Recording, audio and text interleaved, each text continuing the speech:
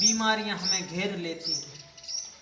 सूर्य देवता को सुबह सुबह नमन करना चाहिए, क्योंकि ये सृष्टि सूर्य की ऊर्जा, सूर्य की ताकत, सूर्य की एनर्जी से ही चल रही है। यदि ये सूर्य 1 मिनट के लिए अपना अस्तित्व खत्म कर देगा तो ये पूरी दुनिया, पूरी सृष्टि का अस्तित्व एक क्षण में समाप्त हो जाएगा। और लंबे गहरे श्वास के साथ हमें भस्त्रिका प्राणायाम का अभ्यास करना है।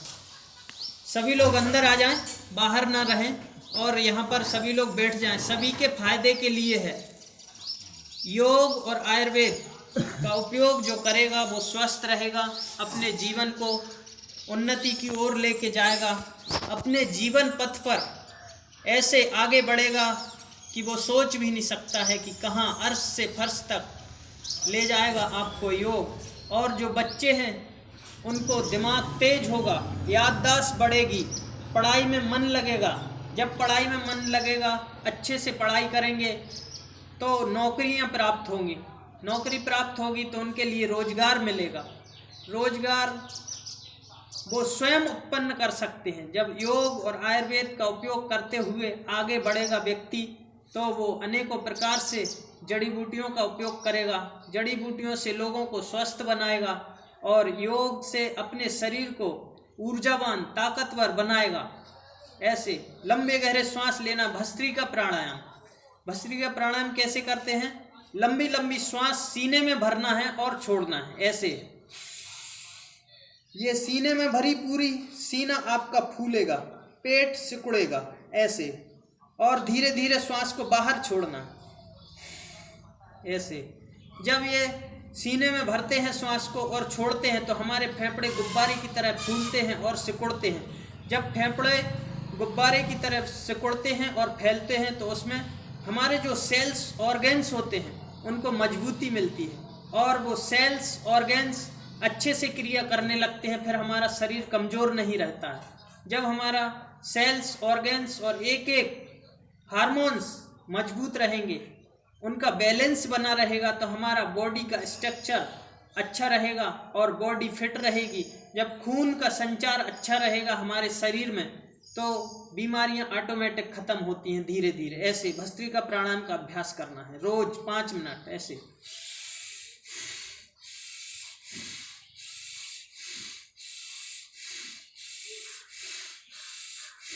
करो, कोशिश करो, लंबे लंबे श्वास लो, सीने में भरो धीरे धीरे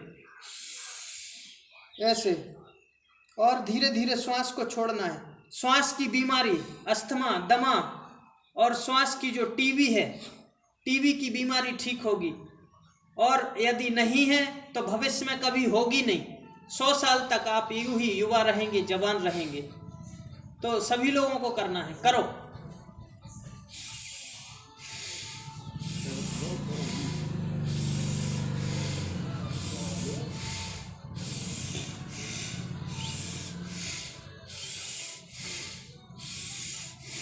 अपने परिवार में सभी को सिखाना है, बच्चों को, युवाओं को, जवानों को और बुजुर्गों को। बुजुर्गों को तो बहुत ज़रूरी है। बुजुर्ग यदि करेंगे तो वो बीमार नहीं पड़ेंगे। उनके शरीर का खून का संचार अच्छा होगा। जब खून का संचार अच्छा होगा, शरीर अच्छा रहेगा, ताकतवर रहेगा, अंदर से ऊर्जा रहेगी और आप मेहनत करेंगे तो आपको थकावट महसूस नहीं होगी। और आप खेती करेंगे, जुताई करेंगे, बुआई करेंगे, गुड़ाई करेंगे, जो भी करेंगे खेती में, जो भी काम करेंगे, और खड़ैयाँ बनाना है आपको, तो उसमें जो मेहनत करेंगे उसमें आपको थकावट नहीं होगी और अच्छे से आप अपनी खेती को दिमाग लगा करके अच्छे से अच्छा प्रोडक्शन उत्पन्न कर सकते हैं। जैसे आप अभी अपनी खेती में क्या बोते हैं? ज़्यादा से ज़्यादा गेहूँ बोया जाता है, सोयाबीन बोया जाता है, मूंगफली बोई जाती है, उड़द बोया जाता है, चना बोया जाता है, मटर, मसूर।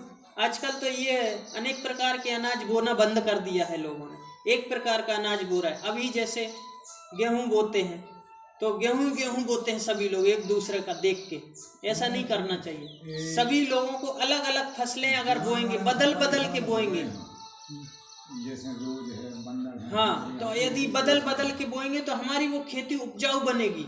और एक ही एक खेती अपन एक ही एक अनाज बोएंगे तो वो भूमि बंजर हो जाती है धीरे धीरे, और पैदावार कम होना शुरू कर देता है वो। तो अपन को खेती पे भी ध्यान देना है, और खेती में जो कीटनाशक दवाएं डालते हैं उनको कम करना है, और अपनी देसी खाद जैसे गौमूत्र से, गोबर से बना करके तो अपने खेतों में गौमूत्र गोबर की खाद डालना है। और छिड़काव वाली दवाएं कैसे बनाना, जैसे अपन अपने घर में मट्ठा होता है, मट्ठे को रख दो 15 दिन के लिए, उसके बाद आप छिड़क दो, कोई सा कीड़ा ऐसा कीड़ा नहीं होगा जो नहीं मर जाएगा।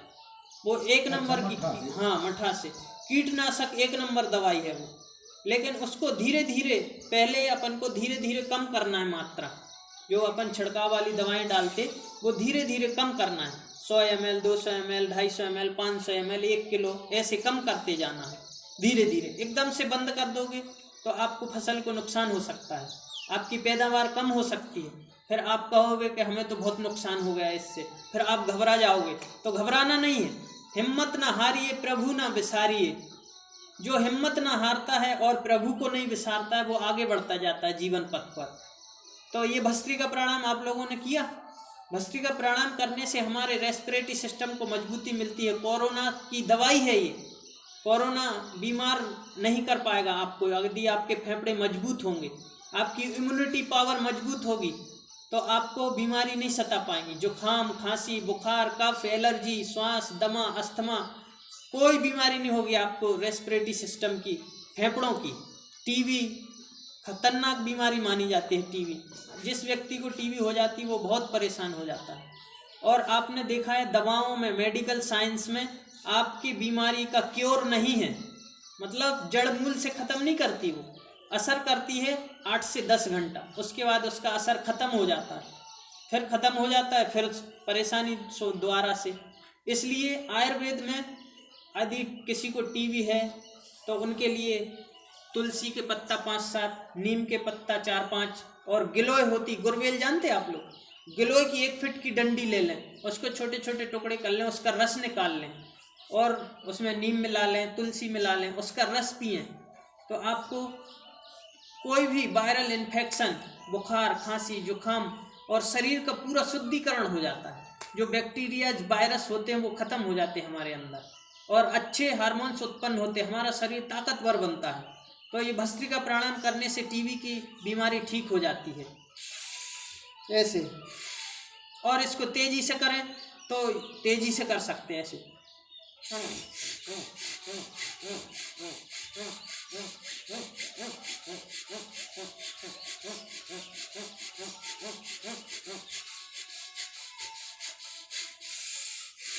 लेकिन ये तेजी से उन्हीं लोगों को करना है जो जवान हैं, जो युवा हैं, जो ताकतवर हैं, शरीर उनका कमज़ोर नहीं है, बीपी की बीमारी नहीं है, ब्रेन ट्यूमर नहीं है, मस्तिष्क की कोई बीमारी नहीं है, हार्ट का ऑपरेशन नहीं हुआ है, शुगर नहीं है, बीपी नहीं है, थायराइड नहीं है, हार्निया नहीं है और आपको हाइड्रोसेल की समस्या नहीं है। ये ऐसी बड़ी बड़ी बीमारियां, असाध्य रोग नहीं होना चाहिए। जिनको ये असाध्य रोग नहीं होंगे वो ये तेजी से कर सकते हैं। 5 मिनट में पूरी ऊर्जा भर जाएगी आपके शरीर में, ताकतवर होगा आपका शरीर, इतना मजबूत बन जाएगा। फिर आपको कोई बीमारी होगी क्या? नहीं होगी। इसलिए योग में इतनी ताकत है। हमारे महापुरुषों ने, हम तो सोचते हैं, देखते हैं, लोगों को घर घर जाके बुलाते हैं, उनको अवगत कराते हैं योग और अध्यात्म और आयुर्वेद से, तो आदमी फिर भी सोता रहता है, सब कुछ जानते हुए भी सोता है। मैं तो कहता हूँ ये हमारी भारत माता, ये भारत की भूमि कितनी महान है कि महान 4 वेद हैं हमारे, ऋग्वेद, यजुर्वेद, सामवेद, अथर्ववेद। तो ऐसे वेद जो पूरे जीवन को उन्नत बनाते हैं। और हम कमज़ोर क्यों पड़ गए? क्योंकि हमने हमारे पूर्वजों को मानना बंद कर दिया है। अब आप अपने पूर्वजों को नहीं मानेंगे, पूर्वजों से नहीं सीखेंगे कुछ, तो कैसे आगे बढ़ सकते बताओ? अब जैसे हमारे पिताजी हैं, पिताजी के पिताजी हैं, उन और पिताजी के पिताजी हैं, वो नॉलेजफुल है, उनने प्रैक्टिकल किया है। और जब उन्होंने प्रैक्टिकल किया है और नॉलेज है उनके पास, तो उनसे हम यदि सीखेंगे तो हमारे भविष्य में काम आएगा। अब आप बड़े बुजुर्ग हैं, आपको पुरानी चीज़ें, बहुत चीज़ें आती होंगी। जैसे किसी को कैंसर हो जाए गांव में, तो उसके लिए क्या करें? 1 कप गाय का मूत्र लें, लेकिन वो गाय स्वस्थ होनी चाहिए, गाय बीमार नहीं होनी चाहिए। और 1 कप 20 से 30 ml गौमूत्र ले लें, उसका सुबह सुबह खाली पेट उपयोग करें। कैसा ही कैंसर हो, ब्रेस्ट का कैंसर हो, लीवर का कैंसर हो, आंतों का कैंसर हो, वो खत्म हो जाता है जड़ मूल से।